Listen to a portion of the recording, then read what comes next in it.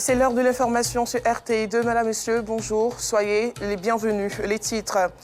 Le cancer, ce mal silencieux, continue son chemin. Une autre victime atteinte du cancer du sein fait un appel à l'aide. On en parle dans quelques instants. Et puis en RDC, la peine de mort requise contre 25 personnes membres du mouvement M23. Voilà pour les titres. Ménagère et âgée de 62 ans, Fatim Toé est atteinte d'un cancer du sein. Douleurs et défis financiers déterminent désormais son quotidien. Au bord du désespoir, Fatim et sa famille appellent au soutien des armes charitables pour la suite de son traitement. Bienvenue Kwao. Cela fait 1 an déjà que Fatim Toé, vivant à Agny-Blécro, ménagère âgée de 62 ans, a ressenti les premières douleurs dans son sein gauche. Atteinte d'un cancer du sein, cette sexagénaire voit son quotidien bouleversé par la maladie. Un jour comme ça, elle était là. Elle voulait faire les ménages. En faisant les ménages là, elle s'est baissée là. Elle a senti une boule au niveau du sein. C'est là que ça a commencé. Et puis elle s'est levée en même temps. Elle allait dans les dispensaires. C'est là qu'on lui a dit d'aller faire les examens pour voir de quelle boule il s'agit. C'est quand elle est venue à l'hôpital, maintenant ils l'ont envoyée chez Abidjan ici. Puis elle est venue faire les examens. C'est là qu'on dit c'est un cancer, début de cancer. Jour après jour, le calvaire de Fatim continue et empire. Il est impossible pour elle de trouver le sommeil, même la nuit, à cause des douleurs quasi permanentes. Souvent ça la pique. Maintenant, elle a des douleurs aussi au niveau du cœur. Souvent quand elle se couche là, elle a du mal même à respirer. Donc tout le corps même lui fait mal souvent. Aidée par son fils, Fatim a débuté le traitement. Cependant, avec ses faibles revenus, il est difficile pour elle de le poursuivre. Le premier examen a coûté 90 000. Le deuxième a coûté 80 000. Maintenant, le dernier qui était biopsie, ça a coûté 80 000. Bon, les médecins nous ont dit, si on finit ces examens maintenant, qu'ils vont faire la chimio. Le cancer, ce n'est pas une petite maladie, c'est une maladie qui est coûteuse. Voilà, donc on essaie de voir si on peut avoir de l'aide pour guérir, soigner notre maman. Fatim ne perd pas espoir. Pour résoudre son blocage, elle effectue le déplacement d'Agny-Blécro à Abidjan, précisément à Koumassi Liberté, chez son frère, où elle réside actuellement. C'est ma petite sœur qui est Toé Mata, qui est malade. On n'a pas le moyen. On a pu faire quelques examens. Moi-même, je n'ai pas moyen pour le soigner. C'est pourquoi on demande les bonnes volontaires pour pouvoir nous aider à le soigner, pour lui trouver la santé, Inch'Allah. Aujourd'hui, Fatim souffre, accablée par les douleurs dans la poitrine, au cœur et même lombaire. Elle n'a plus de quoi continuer son traitement. Son frère non plus. Tous espèrent avoir le soutien d'une bonne volonté pour aider Fatim à recouvrer la guérison.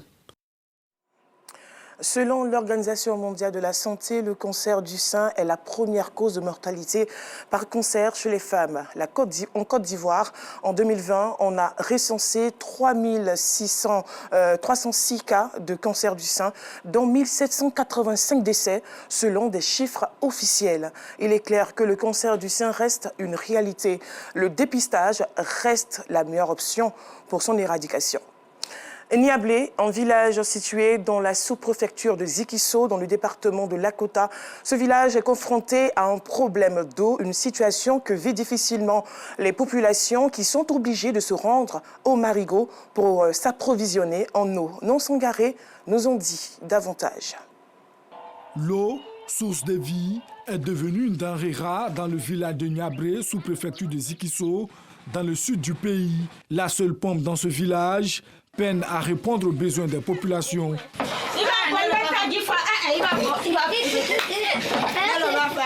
Pour avoir l'eau, il faut que tu te réveilles à 4 h du matin pour avoir l'eau. Donc, vraiment, on souffre. Pour renforcer leurs besoins, ces populations se ruent au Marigot à 2 km de Niablé. Là encore, la qualité de l'eau laisse à désirer.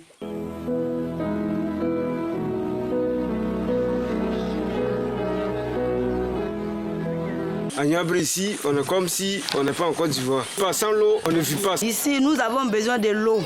Nous n'avons pas l'eau, nous partons dans la forêt pour puiser l'eau pour boire. L'eau est sale, nous souffrons. À ce problème d'eau s'ajoute celui des réseaux téléphoniques. Une situation qui maintient ce village dans l'isolement. On ne peut pas nous appeler pour nous rejoindre ici. Et puis si on a un malade ici, là, pour appeler même, pour avoir un réseau, même là, c'est problème. L'hôpital là, il n'y a pas de réseau. L'école, il n'y a pas de réseau. Vraiment, on a un problème. Ces habitants ont le regard tourné vers les autorités pour sortir de ce calvaire. Restons dans le département de Lakota et parlons de la Société coopérative des producteurs pour la durabilité agricole de la ville. Cette coopérative a procédé à l'inauguration de plusieurs établissements scolaires, des infrastructures qui répondent aux problématiques du travail des enfants dans les champs. Restons une fois de plus en compagnie de Non Sangaré. Les populations de Godou, dans la sous-préfecture de Djidji, département de Lakota, ont désormais un nouvel établissement scolaire. Un bâtiment de 3 salles de classe qui vient renforcer les infrastructures scolaires du village. Nous ne sommes pas vraiment étonnés de ce don parce qu'avec Socopdal, nous avons vraiment eu beaucoup de choses. Une initiative de la Socopdal, Société coopérative des producteurs pour la durabilité agricole de Lakota, pour répondre à la problématique du travail des enfants dans les champs et du taux d'absentéisme dans les salles de classe. Que Dieu bénisse ces enfants et que Dieu fasse que demain, ces enfants seront des cadres de demain. Là, ça sera vraiment un honneur pour nous. Dans sa politique de contribuer à l'amélioration des conditions de vie des populations, la Société coopérative a doté également le village de Brihiri, sous-préfecture de Gagoré, d'un bâtiment de plusieurs salles de classe. En tout cas, je suis très heureuse de voir l'école maternelle chez nous ici à Brihiri aujourd'hui. En tout cas, ça nous réjouit le cœur. Je suis très heureuse. Merci beaucoup. Je dis merci à la société. Les actions sociales de la coopérative se sont poursuivies dans plusieurs localités du département de Lakota. C'est le cas du village de Tagoberi, qui a bénéficié d'un forage pour les besoins de la population en eau potable. Comme vous le savez en Afrique, lorsque tu donnes de l'eau à boire à une personne, c'est de la bénédiction que tu reçois. Que cette bénédiction soit votre quotidien et par vous, que vos familles soient bénies. Socopdal est encouragé parce qu'il travaille. On a besoin des coopératives exemplaires. Ces actions de la Socopdal ont pu être réalisées grâce à l'appui financier de l'entreprise cacaoyère Touton. De plus en plus visible dans les restaurants domiciles et autres lieux de détente à Abidjan et à Bassam, les maquis et restaurants constituent des cadres de repos attrayants et agréables. Certains créent des cadres qui se rapprochent de ceux des villages. Ce produit fini de l'artisanat local fait non seulement le bonheur des clients, mais également des artisans. Théodore Zouzou, Clément Boko. Route de Mondoukou, après la ville balnéaire de Grand Bassam. Un restaurant à l'architecture traditionnelle captive notre attention. Son aspect particulier incite à y marquer un arrêt. Ces paillotes sont le fruit de l'artisanat local. La gérante donne les raisons de ce choix. Ces paillotes parce que c'est beau et puis bon, il ne fait pas chaud en bas, il y a de l'air, donc c'est pour ça qu'on a choisi ça. Ça attire beaucoup les clients. Quand les clients passent, quand ils voient ça, ils viennent parce que c'est joli, c'est beau. Cette architecture, ajoutée à l'emplacement du cadre, attire passants et visiteurs, ce qui corrobore les dires de la gérante. Ici, c'est comme au village. Donc, si on vient chercher les frais, il faut qu'on en trouve les trucs du village artisanal. C'est par rapport à ça que nous sommes là. Et c'est bien reposant par rapport à les autres chaises en caoutchouc ou en l'autre. C'est un ami qui m'a montré le coin. En tout cas, j'ai aimé. Donc pour ça, je viens avec beaucoup d'amis pour venir manger aussi. Les chaises sont très confortables. Ça me rappelle la Marawi, parce que je suis de Marawi, précisément Boaf-le-Garango. Ces paillotes sont confectionnées dans le village de Modeste, à l'entrée de la ville de Grand Bassam. Une originalité relevé par des matériaux locaux.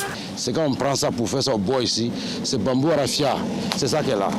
Où il s'est arrêté là, on a mis vernis, ça c'est bambou de cygne. Après bambou de cygne maintenant, ce qui est en haut là c'est paille. Paille là, bon, actuellement là, on trouve ça à Sini. Bambou là aussi, ça quitte jusqu'à loin, ça quitte jusqu'à Sadji. On prend liana aussi, liana ça quitte aussi à Nyama. Une technique artisanale importée. Elle fait la fierté de ceux qui fabriquent les paillotes. On est parti au Ghana, on a vu ça là-bas. On a pris ça et puis on est venu pour faire ça chez nous ici. Et puis ça marche un peu. 8 places là, on vend ça 175 000. 4 places là, on vend ça 120 000. Au départ, c'était les salons. Les salons en bambou de Chine. Au fur et à mesure, on est rentré dans paillotes. On fait les paillotes maintenant. Les paillotes, ça sort un peu rapidement que les salons. Je conseille mes frères de venir faire ce travail parce que ça nourrit son homme. Avec la canicule due au réchauffement climatique, les paillotes apportent fraîcheur et ombrage, en plus de l'embellissement des sites. Retournons à plus de 300 km d'Abidjan, dans la localité de Divo. Les handicapés du village de Data ont été célébrés. Une initiative de l'ONG Assofev qui a pour objectif de mettre en lumière les talents de ces handicapés. Reportage. Data, village situé dans le département de Divo. Les personnes en situation de handicap sont à l'honneur lors d'un festival au Centre des métiers artisanaux de valorisation culturelle, une initiative de l'ONG Assofev. Cet événement revêt d'une importance particulière car il célèbre la résilience, le talent et la dignité des personnes en situation de handicap. Des expositions de plusieurs produits finis, démonstration du savoir-faire de ces artisans en situation de handicap. Cette cérémonie a réuni autorités coutumières, religieuses, administratives et associations de femmes, concours culinaires, des sketchs et une visite de stands. Cette activité a vu la participation des communautés Baoulé, Guéré et Dida qui ont apporté leur soutien aux artisans en situation de handicap.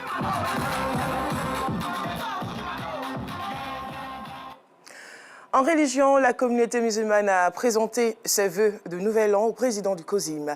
La rencontre s'est tenue à la grande mosquée de la Riviera Golf en présence de plusieurs guides religieux. Assistant Diarra et Enza Traoré nous en parlent.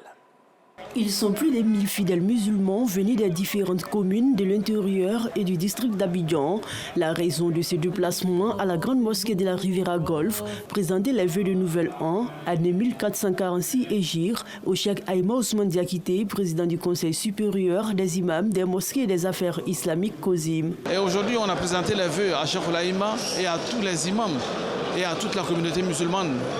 Et on prie Dieu pour que les prières qui ont été faites soient exaucées. La Côte d'Ivoire a besoin de ce genre de cérémonie. Si l'ensemble des imams, les 31 régions se sont retrouvés pour souhaiter les vœux de la nouvelle année musulmane hégirienne à notre grand cheikh, vraiment pour moi, c'est une source de bénédiction. Le guide suprême de la communauté musulmane a exhorté tous les fidèles à l'union, la solidarité et le vivre ensemble. Il a également formulé ses prières à l'endroit du président de la République et de tous les Ivoiriens. Le discours du cheikh était formidable, c'était axé sur 4 choses comme il a dit. Prier pour le pays, prier pour la stabilité, pour la paix et encore aussi travailler pour la cohésion sociale. Le guide chrétien et le guide musulman, ce qui nous unit est beaucoup plus important sur le plan social en tout cas, que ce qui nous divise. La lutte contre les dépravations, la lutte contre la consommation de drogue, la lutte contre les criminalités, la lutte contre la pédophilie. Nous demandons à Dieu de faire en sorte que le président de la République et tous ses collaborateurs aient toujours les moyens nécessaires pour continuer ces efforts de développement pour le pays. Qu'Allah nous y aide, Inch'Allah. Cette rencontre a été aussi un moment de retrouvailles et d'échanges pour renforcer les liens de fraternité entre les fidèles. Sport, présent à Paris, le Premier ministre ivoirien Robert Begré-Mambé a assisté à la cérémonie d'ouverture des Jeux Olympiques 2024. Il a par la suite visité les athlètes ivoiriens à leur QG. Hors de la Côte d'Ivoire, la peine de mort acquise contre 25 personnes accusées de trahison en République démocratique du Congo. Le procès de Corneille Nagar, coordinateur de l'Alliance Fleuve Congo, un mouvement politico-armé qui inclut également le M23, approche à sa conclusions. Hier lundi, l'audience a été consacrée au plaidoyer et au réquisitoire. 26 prévenus, dont 5 étaient présents dans les boxes des accusés. Seul un prévenu, membre de la famille de Corneille Nangaa, a échappé à cette demande de peine de mort. Pour lui, le ministère public a requis 20 ans de servitude pénale, l'accusant de participation à un mouvement d'insurrection. Sa demande de liberté provisoire a été rejetée. Et pour terminer, glissement de terrain meurtrier en Inde. La catastrophe naturelle survenue ce mardi dans le sud du pays a fait au moins 63 morts et de nombreux blessés. Le Premier ministre indien, Narendra Modi, a exprimé ses pensées envers ceux qui ont perdu leurs proches. L'agent de gestion des catastrophes de Kerala a prévenu que de nouvelles précipitations et vents violents sont attendus dans la journée de ce mardi. À Kerala, au moins 25 personnes ont été tuées dans des inondations et des glissements de terrain en 2021. En 2018, près de 500 autres avaient perdu la vie lors des pics crues recensés dans l'État depuis plus d'un siècle. Voilà, c'est la fin de ce journal. Merci de l'avoir suivi et bon après-midi sur RTI2.